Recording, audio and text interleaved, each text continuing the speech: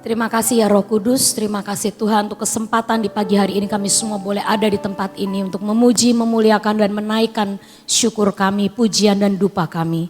Biar semuanya boleh menjadi suatu bau-bauan yang wangi di hadapan-Mu Tuhan. Biar semuanya menjadi kesukaan bagi hati-Mu. Dan sebentar kami mau mendengarkan akan isi hati Tuhan. Engkau urapi setiap kami untuk kami boleh menangkap dan menerima yang daripada-Mu. Terima kasih urapi hamba-Mu Tuhan untuk menyampaikan apa yang menjadi isi hati-Mu. Di dalam nama Tuhan Yesus kami berdoa dan mengucap syukur. Amin. Shalom saudara. Saya hari ini mau menyampaikan akan isi hati Tuhan, judulnya urusan hati. Urusan hati ya. Saudara, waktu beberapa lama yang lalu kita semuanya belajar tentang temanya bulan ini kedewasaan ya. Ibu Ripka ngomong tentang kedewasaan. Terus Tante Ina ya kayaknya ya. Tante Ina atau siapa itu juga ngomong tentang kedewasaan. Dan hari ini waktu saya ngomong Tuhan apa ya tema yang engkau mau untuk memperkuat ya akan kedewasaan ini. Tiba-tiba saya itu mendapat firman tentang urusan hati ini saudara. Karena orang dewasa itu adalah orang yang bisa mengurus hatinya sendiri, benar? Benar gak saudara? Nah kalau udah dewasa itu harus bisa ngurus hatinya sendiri ya kan. Kalau anak kecil gak bisa ngurus hatinya. Kalau ada apa-apa nangis, datang ke mamahnya. Kalau apalagi bayi ya, bayi itu gak bisa ngurus hatinya, bad mood sedikit nangis. Terus ada yang gak pas di hatinya, dia belum bisa ngomong, dia belum bisa ngungkapin, nangis ya kan. Tapi kita adalah di sini orang-orang yang mau menjadi dewasa. Jadi hari ini kita mau belajar untuk mengurus hati kita, amin. Oke, kita baca dulu ayatnya dari Yeremia 17. Ayat yang ke-8 sampai dengan ayat yang ke-10. Saya baca dulu saudara ayat yang ke-9, nanti ayat yang ke-10 kita baca bareng-bareng ya. Ia akan seperti pohon yang ditanam di tepi air, yang merambatkan akar-akarnya ke tepi batang air, yang tidak pernah mengalami datangnya panas terik.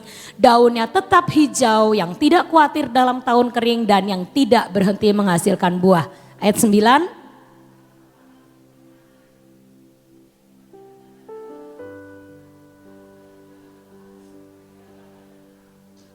Dua, tiga.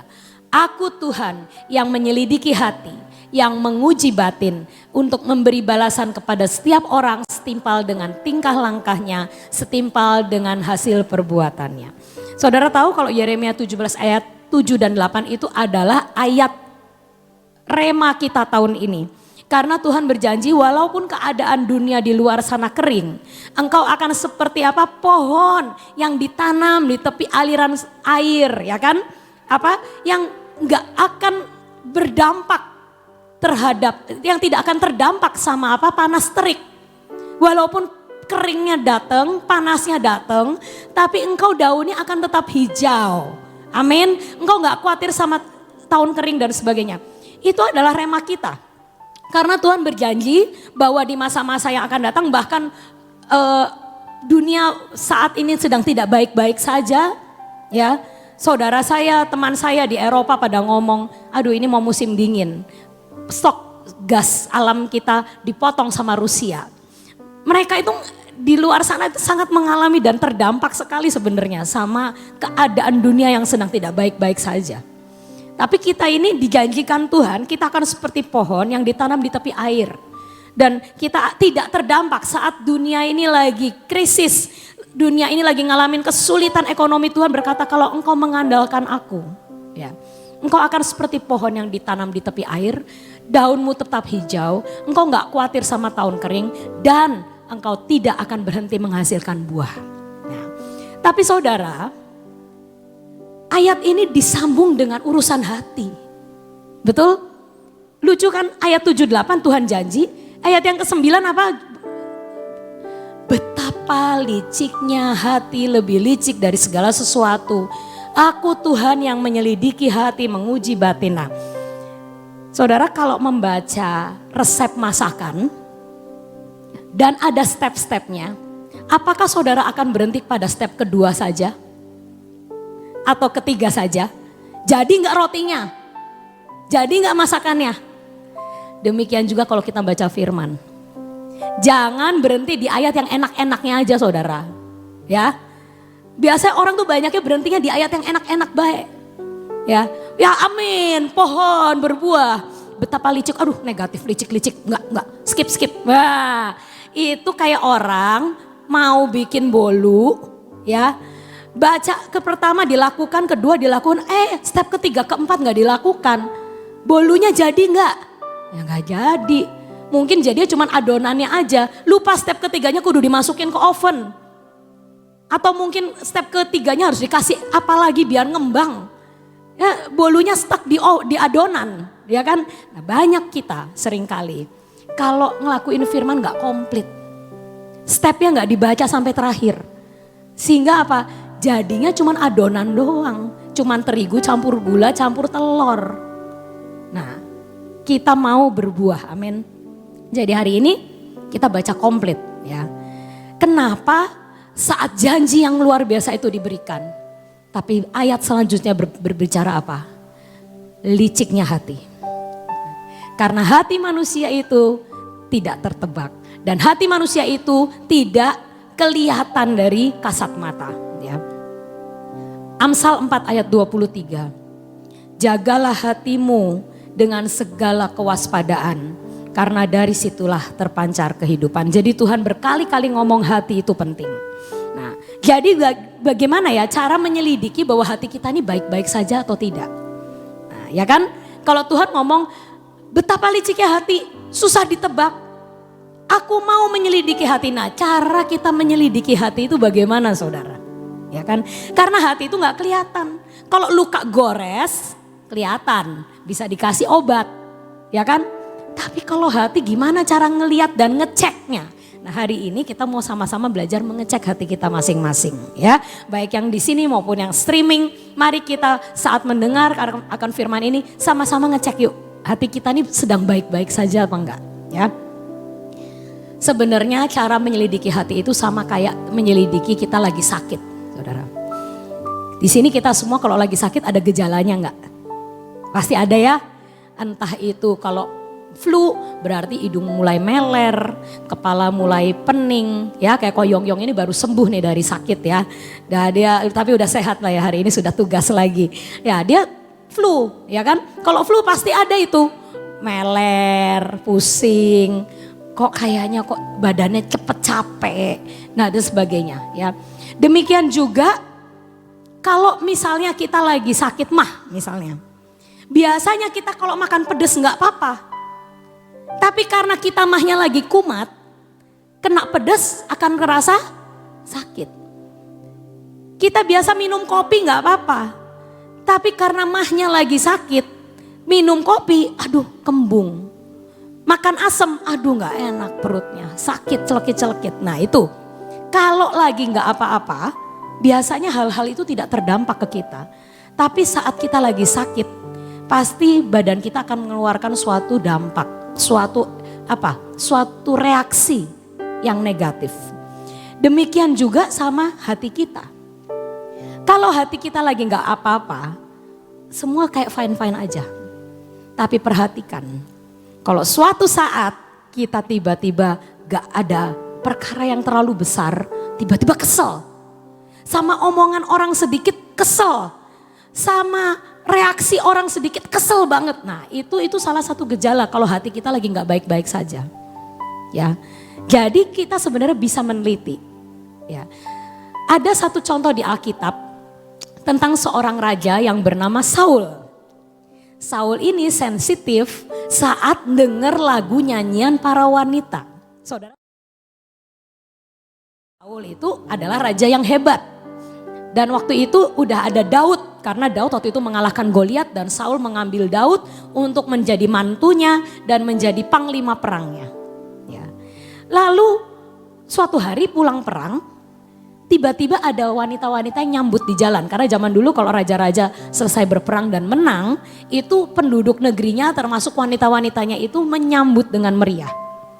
Lalu wanita-wanita ini ceritanya nyanyi saudara. Saul mengalahkan beribu-ribu musuh. Di sini fansnya Saul, yang di sebelah sana fansnya Daud. Tetapi Daud berlaksa-laksa. Ini nyanyi lagi. Saul mengalahkan beribu-ribu musuh. Fansnya Daud nyanyi, nyautin. Tetapi Daud bunuhnya berlaksa-laksa. Hal itu sebenarnya kecil gak sih saudara? Saul tuh sudah pemenang belum sih? Wong dia tuh raja kok. Dia sama Daud itu kedudukannya itu lebih tinggi dia. Pertama itu.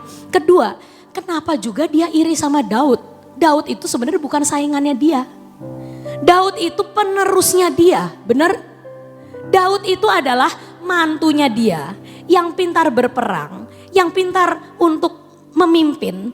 Dan harusnya Saul ini posisinya adalah seorang ayah yang bersyukur bakal punya calon penerus yang sudah kompeten. Tapi hari itu Saul memutuskan untuk luka dan tidak mengobatinya. Hari itu hatinya luka dan dia gak pernah ngobatin luka hatinya itu. Sensitif. Jadi setiap kali Daud melakukan apapun yang baik, bagi dia itu kayak cuka yang nyipret ke lukanya dia. Dan karena luka sedikit yang tidak diobatin itu, saudara tahu kan akhir hidup Saul, dia tidak pernah bertobat dan tidak pernah menang dari semua lukanya. Dan dia akhirnya berakhir pahit, meninggalkan Tuhan, mengejar-ngejar Daud. Saudara tahu kan waktu Daud dikejar-kejar itu, sampai Saul itu negaranya kebobolan terus sama Filistin. Karena apa? Udah gak fokus. Orang kalau udah luka, lukanya gak diobatin, lukanya tambah dalam, tambah infeksi, tambah gak bisa mikir sehat. Saul itu ya sampai ngejar Daud, sampai negaranya ditinggalin dan akhirnya Israel itu kebobolan kalah sama Filistin. Karena apa? Dia ngejar mantunya sendiri, ngejar calon penerusnya sendiri. Padahal kalau dia mau mikir sehat dan tidak melukai hatinya, dia bisa berpikir iya ya enak punya anak kayak Daud. Saya tinggal menjalani akan hari-hari saya, nanti waktunya saya akan kasih tahta saya kepada menantu saya yang luar biasa ini. Jadi saudara, jangan sampai biarkan luka di dalam hidup kita itu terjadi terus menerus sampai kita ini gak peka dan gak tahu harus berbuat apa, gak bisa berpikir jernih. Ya, hati-hati ya, sama yang namanya luka batin, sama yang luka hati. Ya. Penyakit umum, nah sekarang next, penyakit umum yang biasanya ada pada hati manusia ini ada dua macam. Ya, yang pertama itu adalah dasar yang salah. Seringkali kita bisa sakit hati sama Tuhan, kita bisa kecewa sama Tuhan, itu karena pemahaman kita akan Tuhan itu salah. Ya, ini adalah jenis penyakit yang pertama. Ya, Ayub 42, hanya dari kata orang aku mendengar tentang engkau. Tetapi sekarang mataku sendiri memandang engkau. Oleh sebab itu aku mencabut perkataanku dan menyesal. Dengan menyesal aku duduk dalam debu dan abu. Selidiki ya saudara. Pengikutan kita sama Tuhan itu dasarnya udah bener apa belum.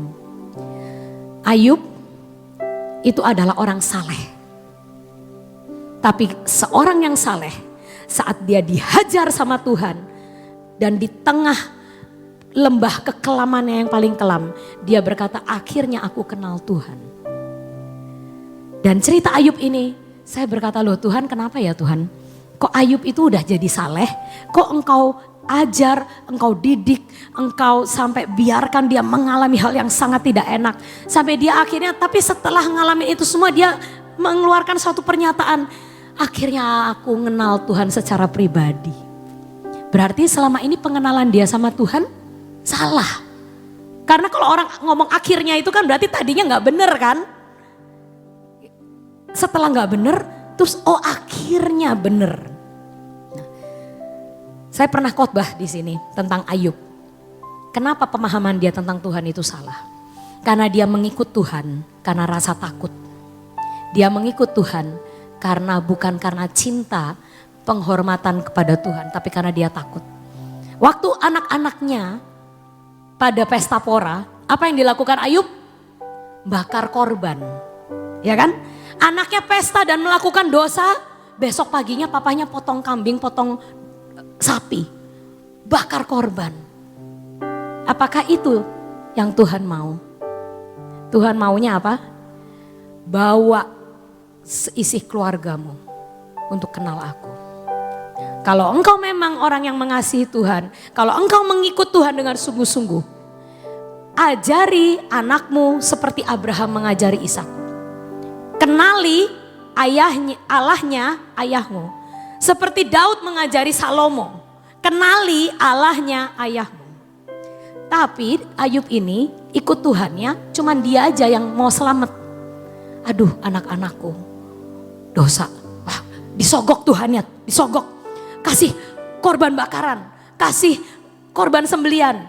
Disogok, pikirnya bisa disogok Tuhannya. Kalau nanti udah dikasih korban bakaran, anak-anakku gak diapa-apain. Keluargaku aman, rumahku aman. Tuhan gak suka. Akhirnya Tuhan bongkar bangkir semua dasar pengikutan Ayub yang salah. Dan setelah dia habis, dia akhirnya ngomong, finally aku tahu siapa Tuhan.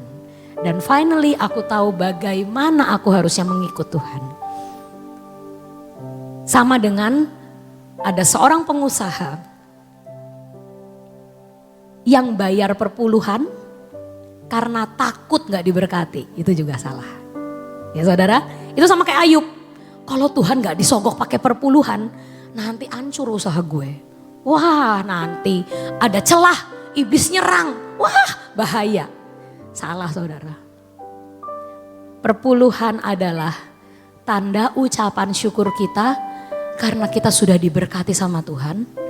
Yang 90% kita boleh nikmatin, yang 10% itu jatahnya Tuhan. Bukan karena kita takut gak diberkati. Tapi karena apa? Kita bersyukur dan berterima kasih untuk semua berkat yang Dia kasih. Ya. Jadi penyakit hati itu seringkali timbul karena salah dasarnya. Dan kalau dasar yang salah ini diterus-terusin akan jadi penyakit saudara. Makanya hari ini harus beres, amin. Semua pemikiran yang salah tentang Tuhan. Semua dasar yang salah tentang pemberian, perpuluhan, apa-apa. Kalau kita memberi masih jadi beban, itu artinya kita itu masih salah. Harusnya memberi itu thank you Tuhan untuk semua yang kau kasih. Ya.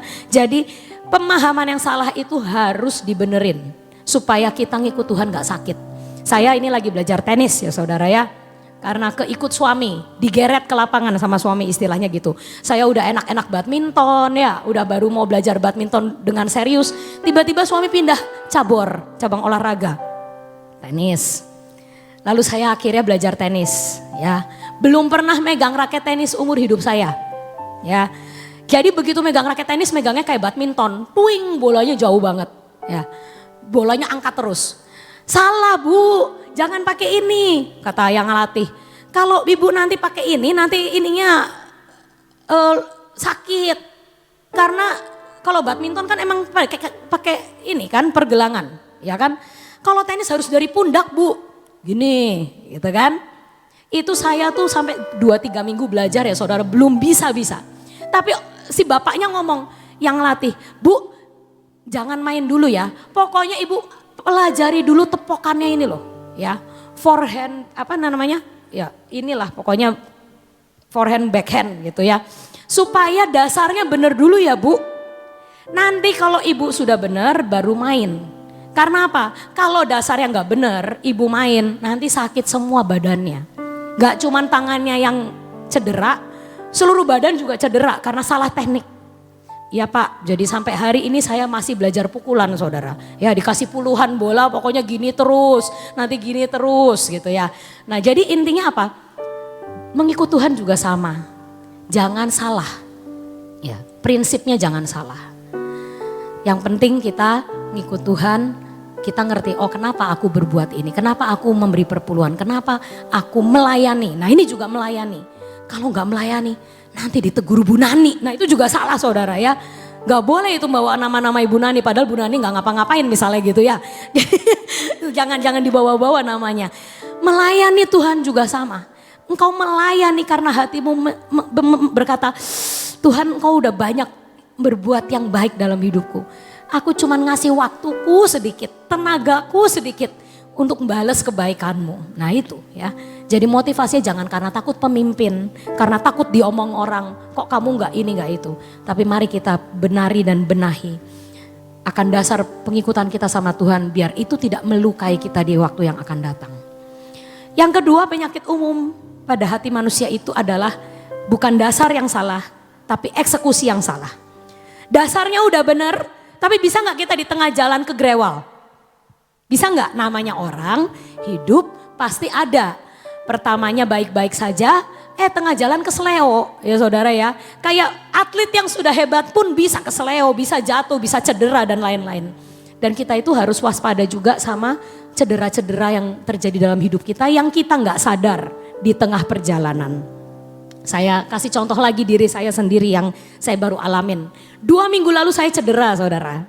Cedera rohani maksudnya ya, cedera hati ya. Saya itu 2 minggu yang lalu cedera hati. Ceritanya begini, saya itu sebenarnya interior design itu kan by grace ya saudara ya. Karena gini, saya waktu dulu lulus arsitek, saya itu gak pengen balik Cirebon. Saya itu pengen kerja di perusahaan arsitek besar dan saya itu pengen jadi pegawai yang baik dan mendapat gaji setiap bulan aman. Saya tuh orangnya senangnya gitu sebenarnya saudara. Hati saya ini sebenarnya senang terima gaji. Karena apa? Perusahaan mau kayak gimana, gue gak pikirin. Yang penting gue kerja dapat gaji ya kan. Yang pusing kan bos pertamanya kan. Jadi waktu itu saya tuh pernah kerja di suatu perusahaan besar di Jakarta. Terus habis itu saya S2, tapi begitu pulang S2, Tuhan itu ngomong, kamu gak boleh balik ke Jakarta. Dan kamu gak boleh balik ke kota lain. Kamu harus melayani aku bersama dengan ibumu di Cirebon. Saya tuh bilang, Tuhan di Cirebon kerja apa ya? Karena satu, di Cirebon ini gak ada perusahaan arsitek yang besar ya kan, yang bisa saya kerja dan saya ikuti. Jadi saya tuh di Cirebon kerja apa? Tuhan ngomong, pokoknya kamu pulang dulu. Nanti aku akan bukakan jalan pintu demi pintu sampai engkau akan tahu apa yang akan jadi tuntunan Tuhan. Jadi saya pulang Cirebon tanpa tahu kerja apa, sampai akhirnya saya menikah, baru Tuhan itu bukakan tentang interior design. Ya. Waktu saya dikasih kerjaan interior design itu ya saudara, saya tuh bukannya bersyukur atau excited, saya tuh sebenarnya dalam hati takut juga. Tuhan, kalau saya terima gaji bulanan kan enak ya Tuhan, kayak udah pasti tuh dapet tuh. Ya kan? Nah kalau kerjanya model proyek gini ya Tuhan interior, ya kalau ada yang lagi mau bikin. Cirebon kan penduduknya gak banyak-banyak amat. Waktu itu kan gak banyak-banyak banget ya saudara penduduknya ya. Ya sampai hari ini juga kalau dibanding Jakarta, Bandung gak banyak-banyak banget sih. Ya kan? Tapi maksud saya tuh apakah ada setiap bulan orang yang akan datang ke saya untuk membuat interior? Saya tuh deg-degan loh Tuhan. Karena saya sudah berumah tangga nih sekarang. Masa kalau gak ada yang bikin interior terus minta mamah terus duit jajannya kan gak enak ya saudara ya. Kan saya harus punya pekerjaan yang tiap bulan tuh selalu ada lah gitu loh. Tapi Tuhan waktu itu ngomong ke saya, masakan aku sudah nyuruh kamu pindah Cirebon, terus aku gak bertanggung jawab sama apa yang aku putuskan atas hidup kamu. Kamu kan sudah taat, bagianmu sudah taat. Jadi bagianku adalah menggenapi. Jadi kamu gak usah khawatir. Akhirnya saya itu ya saudara, singkat cerita, saya itu mulai interior tuh dari nol. Ya, saya itu tidak pernah bikin interior. Lalu saya bingung gimana cara saya menawarkan interior ke orang. Ya, kalau orang nanya kamu dari interior design, iya. Kamu lulusan mana arsitek lah itu juga kan gak nyambung ya kan. Saya juga gak pernah bikin proyek interior, gak pernah. Ya. Freddy pernah bikin interior itu satu-satunya rumahnya dia sendiri saudara waktu itu di Parakan. Jadi saya waktu itu ngomong kok kita belum punya portfolio, yuk kita foto-foto rumah kamu.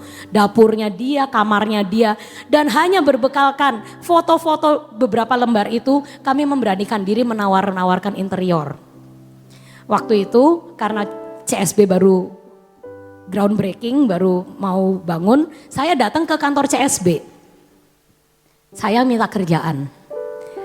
Saya itu buka interior, ya kan? Mau nggak perlu nggak interior untuk saat ini? Saya tahu kalau CSB kan lagi baru bangun, tapi kalian ada nggak perlu interior saat ini? Saya bisa. Oh ya mana? contoh-contohnya? Saya kasih contohnya, oh iya baru sedikit tuh saudara, mungkin cuma 3 lembar. Karena isinya cuma dapurnya Freddy, kamar tamunya Freddy, sama ruang TV. Ya, bener-bener cuma minim sekali. Belum pernah bikin proyek apapun. Tapi Tuhan setia. Tiba-tiba sekelas CSB itu percaya ngasih kerjaan ke kita. Saudara waktu itu ingat waktu itu ada tenda CSB ya, yang di belakang yang food court. Saya proyeknya baru itu Bu, CSB itu, baru tenda CSB. Kita mau bikin food court. Jadi ibu saya kasih kerjaan bikin meja kasir, puji Tuhan, bikin meja kasir 5, ya kan. Jadi saya tuh sebenarnya memulai itu dari nol dan sungguh-sungguh Tuhan itu apa ya, istilah saya ngandalin Tuhan 100% lah. Saya nggak bisa mengandalkan apapun, koneksi tak punya, ya kan, modal pengalaman tidak punya. Tapi Tuhan itu setia. Karena dia yang nyuruh saya pindah Cirebon dan saya taat. Dia yang menjamin dari hari pertama saya buka sampai hari ini, bahkan melewati pandemi sekalipun, saya bisa menyaksikan kemurahan Tuhan. Tidak pernah tukang saya tidak punya gambar untuk dikerjakan. Jadi saya itu waktu itu ngalamin waktu musim pandemi juga. Saya ngomong sama tukang, doa ya, Tuhan saya akan menjamin kita tidak akan kekurangan gambar, tidak ada satu di antara kalian yang saya pecat atau kurangi jatahnya, jatah gajinya. Kita berdoa, proyek tetap jalan, semua tetap terbuka. Dan tukang-tukang tuh ngomong, iya ya non, ini anugerah. Teman-teman saya tuh semua pada dipecatin waktu pandemi. Tapi kalau kita masih bisa ngerjain proyek demi proyek, itu anugerah Tuhan. Nah jadi saudara, waktu itu aman-aman ya. Sampai 2 minggu yang lalu, kita ini lagi overload, banyak kerjaan, banyak tugas gambar. Ya, jadi orang tuh kalau misalnya lagi banyak tugas gambar itu saudara, sibuknya adalah kalau arsitek itu atau interior itu nggak bisa sekali jadi gambarnya saudara. Ya, itu tuh bisa 2-3 kali bolak-balik karena ada yang ini warnanya kurang, ininya kurang, ini kurang. Nah jadi bayangin kalau misalnya saya lagi mengerjakan 5 gambar, berarti dalam seminggu itu saya tiap hari harus ketemuan sama klien yang berbeda, ngomongin proyek yang lain macam-macam. Ya, yang ini ganti HPL, yang ini ganti ini, yang ini ganti ini. Wah wis pokoknya ruwet, otaknya ruwet. Nah saya ini mau hari-hari waktu 2 minggu lalu tuh lagi banyak banget tugas gambar dan ketemu sama klien tiap hari ini itu. Tapi ada satu klien yang aduh jubileh, apa namanya ya bahasa Indonesianya, yang luar biasa kriwilnya saudara ya. Kalau orang cuman sekedar protes gitu ya, ganti ini terus nanti kalau saya balik gambarnya sudah saya rubah sesuai keinginan dia, biasanya dia udah terima gitu loh ya. Nah kalau yang ini lain saudara agak beda.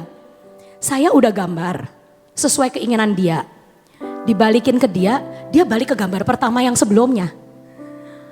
Nah terus saya udah berusaha, oke begini ya. Oke saya ubah lagi ya.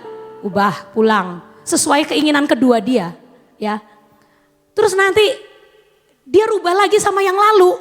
Jadi saya tuh pusing 7 keliling. Jadi ini maunya gimana ya? Dan dia selalu ngomong, saya sih orangnya gak rewel. Gitu ya. Saya sih orangnya gak rewel. Ya, yang penting kamu rapih bikinnya. Ya, cuman kalau menurut pendapat saya sih bagusnya begini loh. Nah, begini lohnya tuh gambar yang lalu, yang sudah saya pernah gambarin. Saya tuh waktu pertemuan yang terakhir itu ya saudara, Freddy itu saya akuin sumbu kesabarannya sangat lebih panjang dari saya. Saya tuh mukanya udah merah, nahan dongkol. Tapi Freddy ini masih bisa, oh iya om, baik nanti saya gambarin lagi sesuai keinginan om. Sampai mobil saya meledak saudara. Sampai mobil saya meledak. Nanti next meeting kamu yang adepin dia. Sayang merasa kita buang-buang waktu ngurusin orang ini. Saya mending ngejar gambar yang 4, yang ini tak lepas sama saya. Ngamuk. Nah, Freddy ini adalah suami yang baik ya saudara, pengimbang yang baik ya. Waktu saya ngamuk dia ngademin. Ya udah, pokoknya kamu udah nggak usah ketemu sama si Om lagi. Saya tahu muka kamu tadi udah jelek banget. waktu ngadepin itu Freddy udah tahu muka saya udah. Saya bilang kalau nanti saya ngadepin dia lagi bisa gebrak meja saya. Gitu. Oke, jadi sepakat ya. Kamu urusan kamu. Kamu yang rubah gambar ini pun kamu saja. Serah gitu. Terus malamnya persekutuan. Ya itu Selasa siang itu. Malamnya persekutuan. Tiba-tiba lagi nyanyi. Saya nggak lagi berkomunikasi sama Tuhan. Nggak lagi apa-apa. Tiba-tiba Tuhan tegur hati saya dengan sangat keras. Kamu ini kok sekarang sombong. Saya tuh langsung di situ nangis saudara. Padahal lagunya nggak lagi hubungannya sama melo-melo gitulah istilahnya tuh, lagunya biasa aja. Saya nangis, saya sampai aduh, saya tahu saya salah. Tuhan ngomong, kamu tahu salah kamu kan? Tahu Tuhan. Tuhan ngomong, perkataanmu yang ngomong yang satu ini saya lepas aja. Gak ada artinya, tak pertahanin. Yang 4 aja saya urusin, masih banyak kok. Itu nyakitin hatiku kata Tuhan. Karena artinya engkau merasa bahwa semua yang engkau dapatkan proyek itu semua asalnya dari kepandaianmu. Engkau enggak menghargai satu proyek yang Tuhan kasih. Cara perlakuanmu terhadap satu proyek itu, mau sekecil apapun, kalau itu anugerah Tuhan, engkau harus menghargainya dengan sangat tinggi. Enggak boleh dianggap sepele. Kalau engkau nganggap sepele, akan anugerah Tuhan, itu engkau enggak menghargai Tuhan.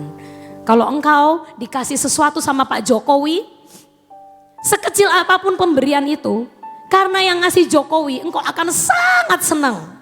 Ya kan saudara? Kalau saudara dikasih lumpia sama Jokowi misalnya, dipotret enggak sih dimasukin Instagram? Ini dari Pak Jokowi. Gitu. Lain kan sama kalau yang ngasih tetangga. Kalau yang ngasih Pak Jokowi itu mau sekecil apapun kau akan sangat menghargai. Nah Tuhan ngomong kamu ini sekarang kok nganggap sepele berkatku. Padahal hidupmu itu karena perjanjian dengan aku. Padahal usahamu, proyek demi proyek yang aku kasih tiap bulan. Itu adalah perjanjianku sama kamu waktu awal. Kamu gak tahu apa yang harus kamu lakukan. Aku memimpin kamu sampai sejauh ini. Saya sampai... Aduh Tuhan, betapa kita itu sangat bisa berubah setia. Betapa kita ini, hatinya kita ini loh, sangat bisa menyimpang dengan gampang. Dan hari itu saya bertobat. Dan cara bertobatnya gimana? Ngomong ke Freddy, proyek Om saya urusin. Nah itu namanya bertobat saudara. Kalau bertobat di mulut doang, terus tapi tetap Freddy yang suruh ngadepin, nah itu berarti belum bertobat ya saudara. Tapi kalau ini saya bertobatnya sungguh-sungguh. Pulang persekutuan saya tadi ditegur Tuhan, saya buang proyek ini, berarti saya gak menghargai pemberian Tuhan. Saya akan menghadapi Om sampai tuntas. Om mau gambarnya kayak gimana, tak jabanin. Ya kan? Mau rubah 10 kali lagi, saya hadapi dengan sabar. Saudara tahu gak? Akhirnya saya rubah gambarnya. Dan saya waktu ngadep dia, saya sudah siap. Nanti kalau dirubah lagi saya, oke om. Tapi saudara tahu, kalau orang sudah menang itu, pintunya terbuka. Saya datang, omnya ngomong, sudah gambar tidak usah dilihat. Sudah itu sudah benar. Udah saya DP. Wah, itu paling seneng saudara ya.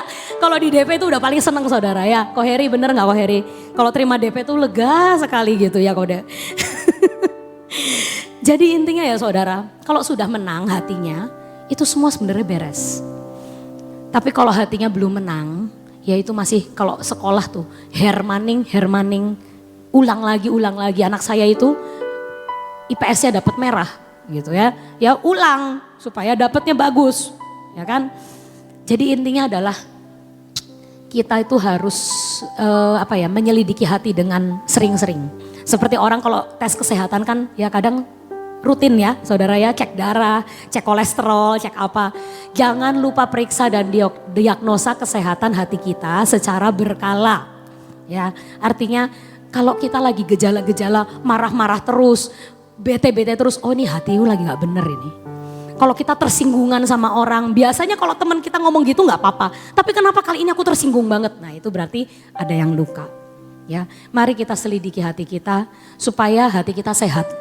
Dan saat hati kita sehat, semua apa yang Tuhan janjikan tentang pohon yang ditanam di tepi air, pohon yang senantiasa berbuah, itu pasti akan terjadi dalam hidup kita. Amin. Urusan hati itu urusan seumur hidup. Ya. Sampai kita pulang itu baru selesai. Dari kecil sampai kita mati. Ya, sampai kita pulang ke surga. Itu selalu ada urusan hati. Ya. Hati itu di dalam seringkali tidak bisa dilihat oleh orang yang ada di sekitar kita. Tapi satu perkara kita tahu. Tadi ayatnya dari Yeremia tadi mengatakan, tapi Tuhan yang melihat hati. Nah, ayat 10. Aku Tuhan yang menyelidiki hati, yang menguji batin, untuk memberi balasan kepada setiap orang setimpal dengan tingkah langkahnya, setimpal dengan hasil perbuatannya. Saudara, jadi kita tahu yang menyelidiki hati itu, menguji batin itu Tuhan.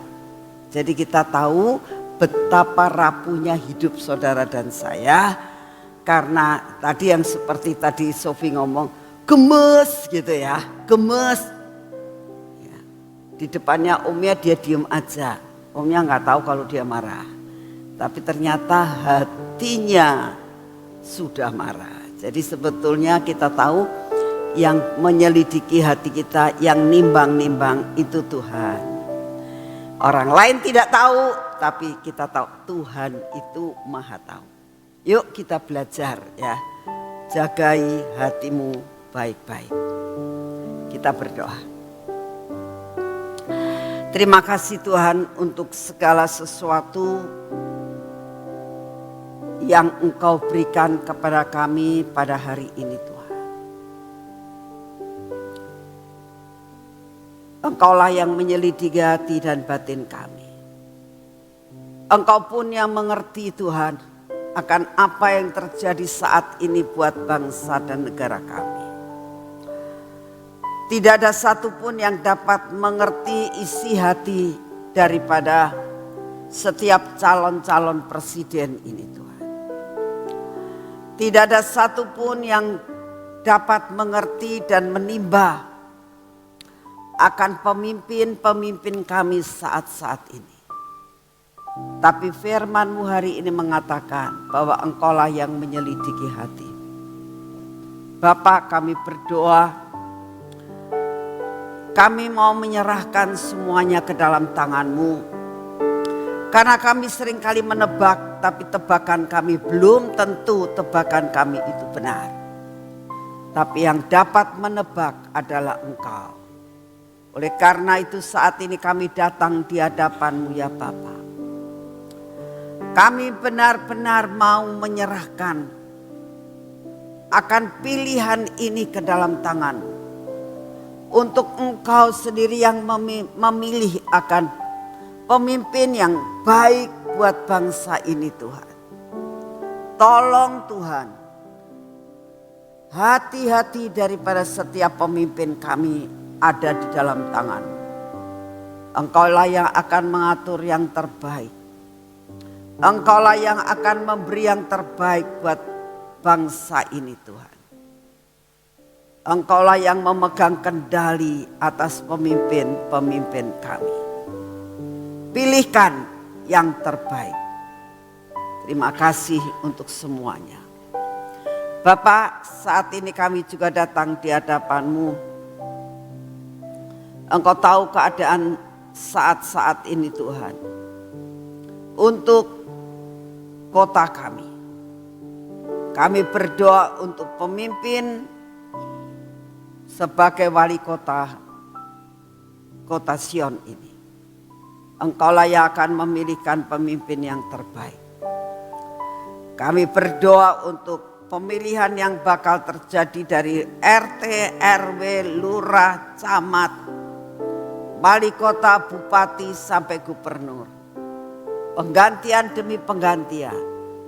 Demikian juga ABRI Tuhan. Demikian juga akan pemimpin-pemimpin yang di DPR dan MPR kabinet Tuhan. Kami minta Engkau turut campur dalam segala perkara ini, yang akan mendatangkan suatu kebaikan buat bangsa ini. Terima kasih untuk kasih setiamu. Bapa, kami berdoa saat ini Engkau yang akan mengatur keadaan cuaca buat bangsa ini Tuhan, buat kota kami Tuhan. Biarlah kalau sudah waktunya Engkau berikan udara yang sangat baik dengan segala sesuatu pemikiran-pemikiran yang daripadamu tentang pengaturan hujan dan panas. Kami percaya Engkau yang akan mengatur semua cuaca dalam kota kami ini dan negara kami ini. Terima kasih untuk semuanya. Kami juga berdoa buat lawatan Tuhan. Kami minta di dalam nama-Mu lawatan boleh terjadi di pulau-pulau, di seluruh Indonesia, bahkan di 5 benua. Kami percaya Tuhan lawatan-Mu harus terjadi. Terima kasih untuk kasih setiamu.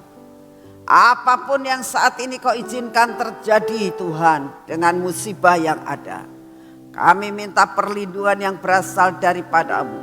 Buat setiap anak-anak-Mu dimanapun juga mereka berada, Engkaulah yang akan membuat perlindungan dan perbedaan yang luar biasa.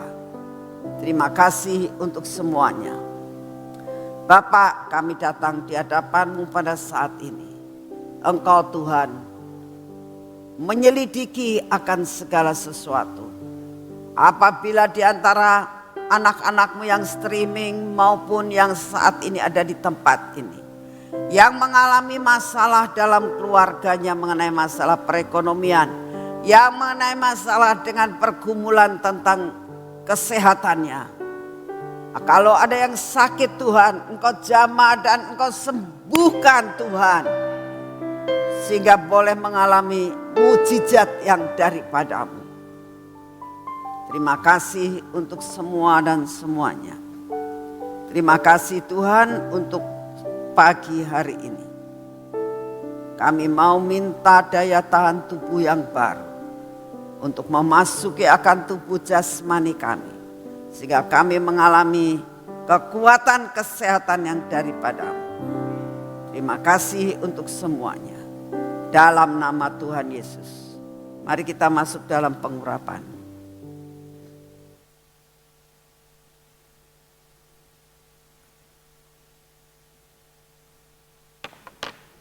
Dalam nama Tuhan Yesus. Biarlah pengurapan ini memasuki akan seluruh kehidupan kami ya Tuhan. Dan mata kami, telinga kami, bibir mulut kami, hati kami Tuhan. Semua yang tidak baik Engkau bongkar dalam hidup kami. Dan Engkau hancurkan Tuhan. Bapa, saat ini kami mau menyerahkan tangan kami yang kami urapi ini dan kaki kami yang kami urapi ini Tuhan. Biarlah seluruh perjalanan kami hari ini dan apa yang kami kerjakan dengan tangan kami, mohon pimpinan daripada-Mu ya Bapa, supaya apa yang kami kerjakan menjadi berhasil, perjalanan kami tidak tersandung, dan kami boleh mengakhiri hari ini dengan kemenangan bersama dengan Engkau. Terima kasih untuk kasih setiamu di dalam nama Tuhan Yesus. Amin. Selamat pagi, Tuhan memberkati saudara semuanya.